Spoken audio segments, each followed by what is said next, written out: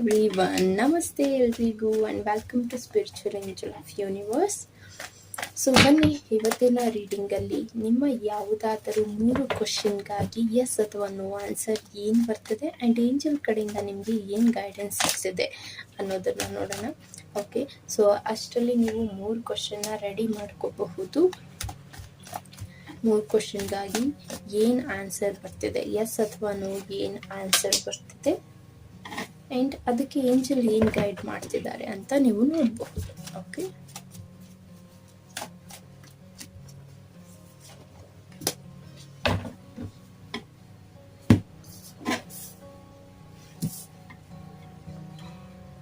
Okay 3 question ನೀವು ready ಮಾಡ್ಕೊಂಡಿದ್ದೀರಾ ಅಂತ ಅನ್ಕೋತೀನಿ. ರೆಡಿ ಮಾಡ್ಕೊಂಡಿದ್ದೀರಾ ಅಂದರೆ ನೋಡಬಹುದು. ಇನ್ನೂ ಕ್ವಶನ್ ರೆಡಿ ಮಾಡ್ಕೊಂಡಿಲ್ಲ ಅಂತ ಹೇಳಿದ್ರೆ ನೀವು ವಿಡಿಯೋನ ಪಾಸ್ ಮಾಡಿ 3 ಕ್ವಶನ್ನ ನೀವು ಸೆಲೆಕ್ಟ್ ಮಾಡಿಕೊಂಡು ಒಂದೊಂದು ಕ್ವಶನ್ನ ಒಂದೊಂದು ಕಾರ್ಡ್ಗೆ ಅಂತಲೂ ನೋಡಬಹುದು. ಅಥವಾ ಒಂದೇ ಕ್ವಶನ್ ಇದೆ 2 ಕ್ವಶನ್ ಇದೆ ಅಂತ ಹೇಳಿದ್ರು ಸಹ ಫಸ್ಟ್ ಕ್ವಶನ್ಗೆ 1ನೇ ಕಾರ್ಡ್ನ ನೀವು ಸೆಲೆಕ್ಟ್ ಮಾಡ್ಕೋಬಹುದು ಆ್ಯಂಡ್ ಸೆಕೆಂಡ್ ಕ್ವಶನ್ಗೆ ಸೆಕೆಂಡ್ ಕಾರ್ಡ್ನ ಸೆಲೆಕ್ಟ್ ಮಾಡ್ಕೋಬಹುದು. ಓಕೆ, ಸೊ ಸೆಲೆಕ್ಟ್ ಮಾಡ್ಕೊಳ್ಳಿ. ಅಷ್ಟಕ್ಕೆ ನಾನು ಏಂಜಲ್ ಗೈಡೆನ್ಸ್ ಸಹ ತೆಗಿತೀನಿ.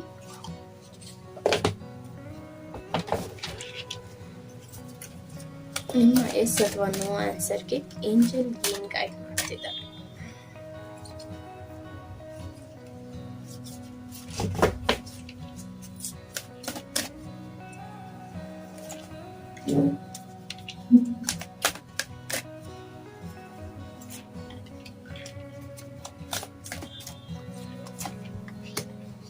ಓಕೆ, ಸೆಲೆಕ್ಟ್ ಮಾಡಿದ್ದೀರಾ ಅನ್ಕೋತೀನಿ.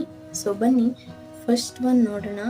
ಯಾರೆಲ್ಲ ಫಸ್ಟ್ ಕಾರ್ಡ್ನ ಸೆಲೆಕ್ಟ್ ಮಾಡಿದ್ದೀರಾ, ಆನ್ಸರ್ ವಿಲ್ ಬಿ ಸೊ 50-50 ಅಂತ ಹೇಳಬಹುದು, ವೆಯ್ಟ್ ಮಾಡಿ ಅಂತ ಹೇಳಬಹುದು, ವೆಯ್ಟಿಂಗ್ ಎನರ್ಜಿ ಇದೆ ಆ್ಯಂಡ್ ಟ್ರಸ್ಟ್ ಅಂತ ನಿಮಗೆ ಏಂಜಲ್ ಗೈಡ್ ಮಾಡ್ತಿದ್ದಾರೆ. ಓಕೆ, ಇಲ್ಲಿ ನೀವು ಏನು ಕ್ವಶನ್ ಕೇಳಿದ್ದೀರಾ ಅದರಲ್ಲಿ ನಿಮಗೆ ಟ್ರಸ್ಟ್ ಇಲ್ಲ ಅಂತ ಹೇಳ್ಬಹುದು. ನಿಮಗೆ ಆ ಒಂದು ವಿಷಯದ ಕುರಿತು ನಿಮಗೆ ಆ ಒಂದು ವಿಚಾರವಾಗಿ ಟ್ರಸ್ಟ್ ಇಲ್ಲ, ಅಥವಾ ಇದು ಒಂದು ನೀವು ರಿಲೇಷನ್ಶಿಪ್ ಬಗ್ಗೆ ನೀವು ಕೇಳ್ತಿದ್ದೀರಾ ಅಂತ ಹೇಳಿದ್ರೆ ಮೇ ಬಿ ಒಂದು ಥರ್ಡ್ ಪಾರ್ಟಿ ಸಿಚುವೇಶನ್ ಅಂತ ಹೇಳಬಹುದು. ಈ ಒಂದು ರಿಲೇಷನ್ಶಿಪ್ಪಲ್ಲಿ ಟ್ರಸ್ಟ್ ಇಲ್ಲದೆ ಇರುವಂಥದ್ದು ಆ್ಯಂಡ್ ಈ ಒಂದು ರಿಲೇಷನ್ಶಿಪ್ಪಲ್ಲಿ ಈ ಒಂದು ಪರ್ಸನ್ ಮೇಲೆ ಟ್ರಸ್ಟ್ ಇಲ್ಲದೆ ಇರುವಂಥದ್ದು ಅಥವಾ ಈ ಒಂದು ರಿಲೇಷನ್ಶಿಪ್ಪಲ್ಲೇ ಟ್ರಸ್ಟ್ ಇಲ್ಲದೆ ಇರುವಂಥದ್ದು. ಸೊ ಹಾಗಾಗಿ ನಿಮಗೆ ಆನ್ಸರ್ ವಿಲ್ ಬಿ 50-50 ಅಂತ ಬರ್ತಿದೆ. ಓಕೆ, ನೀವೇನಾದರೂ ಟ್ರಸ್ಟ್ ಮಾಡಿದ್ದೀರಾ ಅಂತ ಹೇಳಿದ್ರೆ ಡೆಫಿನೆಟ್ಲಿ ಇಟ್ ವಿಲ್ ಹ್ಯಾಪನ್. ನಿಮಗೆ ಟ್ರಸ್ಟ್ ಇಲ್ಲ ಅಂತ ಹೇಳಿದ್ರೆ ನೀವು ನಿಮ್ಮ ಮೈಂಡ್ಗೆ ಏನು ಮೆಸೇಜಸ್ನ ಕೊಡ್ತಾ ಇದ್ದೀರಾ ಯೂನಿವರ್ಸ್ಗೆ ಅದನ್ನು ನೀವು ಇಲ್ಲಿ ಅಟ್ರಾಕ್ಟ್ ಮಾಡ್ತೀರಾ ಅಂತ ಹೇಳಬಹುದು.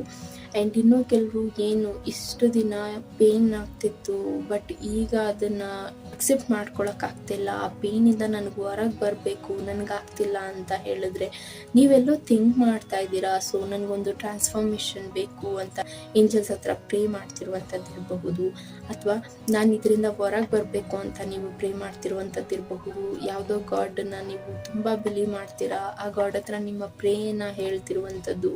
ಸೊ ಇದರಿಂದ ನನಗೆ ಚೇಂಜಸ್ ಬೇಕು, ಬದಲಾವಣೆ ಬೇಕು, ಆಗುತ್ತಾ ಅಂತ ನೀವು ಏನಾದರೂ ಕೇಳ್ತಿದ್ರೆ ಡೆಫಿನೆಟ್ಲಿ ಎಸ್ ಆಗುತ್ತೆ.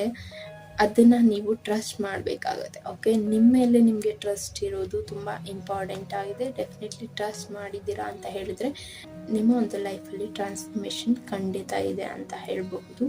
ಆ್ಯಂಡ್ ನಿಮ್ಮ ಸುತ್ತ ಇರುವಂಥ ಜನರ ಕಡೆ ನೀವು ಗಮನ ಕೊಡೋದು ತುಂಬ ಇಂಪಾರ್ಟೆಂಟ್ ಆಗಿದೆ. ಬಿಕಾಸ್ ಈ ಒಂದು ಫ್ರೆಂಡ್ಶಿಪ್ ಬಗ್ಗೆ ನೀವು ಕೇಳ್ತಿದ್ದೀರಾ ಅಂತ ಹೇಳಿದ್ರೆ ಲೈಕ್ ಎಲ್ಲೋ ಒಂದು ಕಡೆ ನಿಮ್ಮ ಜೊತೆ ಇರುವಂಥ ನಿಮ್ಮ ಫ್ರೆಂಡ್ಸೇ ನಿಮ್ಮ ಬೆನ್ನಿಂದೆ ಮಾತಾಡ್ತಿರುವಂಥದ್ದು, ನಿಮಗೆ ಕೆಟ್ಟದನ್ನ ಬಯಸ್ತಿರುವಂಥದ್ದು ಇದೆ.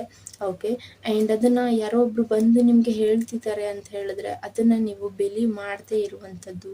ಬಟ್ ಇಲ್ಲಿ ನಿಮಗೆ ಏಂಜಲ್ ಹೇಳ್ತಿದ್ದಾರೆ ಟ್ರಸ್ಟ್ ಮಾಡಿ, ನಿಮ್ಮ ಕಡೆ ಇರುವಂಥ ಸರೌಂಡಿಂಗ್ ಪೀಪಲ್ ಏನಿದ್ದಾರೆ ಅವ್ರ ಬಗ್ಗೆ ಯೋಚನೆ ಮಾಡಿ, ಅವ್ರ ಬಗ್ಗೆ ನೀವು ಸ್ವಲ್ಪ ಗಮನ ಕೊಡಿ ಅಂತ ನಿಮಗೆ ಇಲ್ಲಿ ಗೈಡ್ ಮಾಡ್ತಿದ್ದಾರೆ. ಓಕೆ, ಸೊ ಪೈಲ್ ನಂಬರ್ 1 ಇದು ನಿಮ್ಮ ಒಂದು ಫಸ್ಟ್ ಕ್ವಶನ್ಗೆ ಆನ್ಸರ್ ಆ್ಯಂಡ್ ಪೈಲ್ 2 ನಿಮ್ಮ ಕ್ವಶನ್ಗೆ ಆನ್ಸರ್ ವಿಲ್ ಬಿ ಎಸ್ ಅಂತ ಬರ್ತಿದೆ. Still there is something better ಅಂತ ಬರ್ತಿದೆ. ಓಕೆ, ಏಂಜಲ್ ಕಡೆಯಿಂದ ದೇರ್ ಈಸ್ ಸಮಥಿಂಗ್ ಬೆಟರ್ ಅಂತ ಬರ್ತಿದೆ.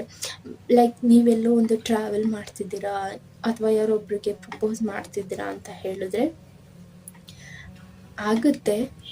ಆದರೆ ಇದಕ್ಕಿಂತ ಸಮಥಿಂಗ್ ಬೆಟರ್ ಏನೋ ಇದೆ, ಅದ್ರ ಕಡೆ ಗಮನ ಕೊಡಿ ಅಂತ ಹೇಳ್ತಿದ್ದಾರೆ.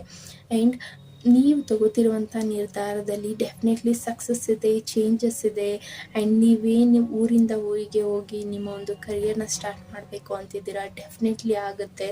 ಆದರೆ ಎಲ್ಲೋ ಒಂದು ಕಡೆ ನೀವು ನಿಮ್ಮ ಮೇಲೆ ಕಾನ್ಫಿಡೆಂಟ್ನ ಕಳ್ಕೊತಿದ್ದೀರಾ ಅಂತ ಹೇಳಿದ್ರೆ, ನಿಮ್ಮ ಮೇಲಿರುವಂಥ ನಂಬಿಕೆನ ನೀವು ಇಲ್ಲಿ ಕಳ್ಕೊತಿದ್ದೀರಾ ಅಂತ ಹೇಳಿದ್ರೆ, ನಿಮ್ಮ ಮೇಲೆ ನೀವು ನಂಬಿಕೆ ಇಡಿ. ನಿಮ್ಮ ಒಂದು ಕಾನ್ಫಿಡೆಂಟ್ ತುಂಬ ಚೆನ್ನಾಗಿದೆ, ಅದ್ರ ಕಡೆ ನೀವು ಗಮನ ಕೊಡಿ. ಲೈಕ್ ಫೈನಾನ್ಷಿಯಲಿ ನಿಮಗೆ ಏನೋ ಒಂದು ಪ್ರಾಬ್ಲಮ್ ಇರಬಹುದು, ಅಥವಾ ನಿಮ್ಮ ಮನೆಯವ್ರ ಕಡೆಯಿಂದ ನಿಮ್ಗೆ ಏನೋ ಒಂದು ಪ್ರಾಬ್ಲಮ್ ಇರುವಂಥದ್ದು, ಪೇರೆಂಟ್ಸ್ ಅಕ್ಸೆಪ್ಟ್ ಮಾಡದೇ ಇರುವಂಥದ್ದು, ವಾಟ್ ಎವರ್ ಇಟ್ ಈಸ್, ಸದ್ಯಕ್ಕೆ ನೀವು ತಗೋತಿರುವಂಥ ನಿರ್ಧಾರಕ್ಕೆ answer will be yes. But still there is something better ಅಂತ ಬರ್ತಿದೆ. ಇದಕ್ಕಿಂತ ಬೆಟರ್ ನಿಮ್ಮ ಲೈಫಲ್ಲಿ ಏನೋ ಆಗುವಂಥದ್ದಿದೆ.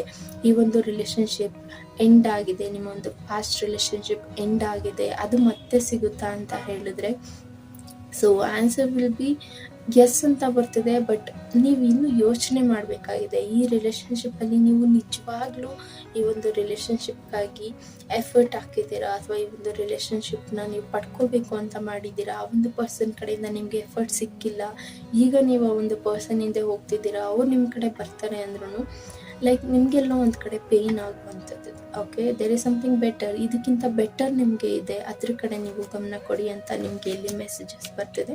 ಓಕೆ, ಇದು ಫೈಲ್ 2. ಯಾರೆಲ್ಲ ಸೆಕೆಂಡ್ ಕ್ವಶನ್ ಸೆಲೆಕ್ಟ್ ಮಾಡಿದ್ದೀರಾ ಅವ್ರಿಗಾಗಿ, ಆ್ಯಂಡ್ 3ನೇ ಕ್ವಶನ್ ಯಾರೆಲ್ಲ ಸೆಲೆಕ್ಟ್ ಮಾಡಿದ್ದೀರಾ ನಿಮಗಾಗಿ, ಆನ್ಸರ್ ವಿಲ್ ಬಿ ಸದ್ಯಕ್ಕೆ ನೋ.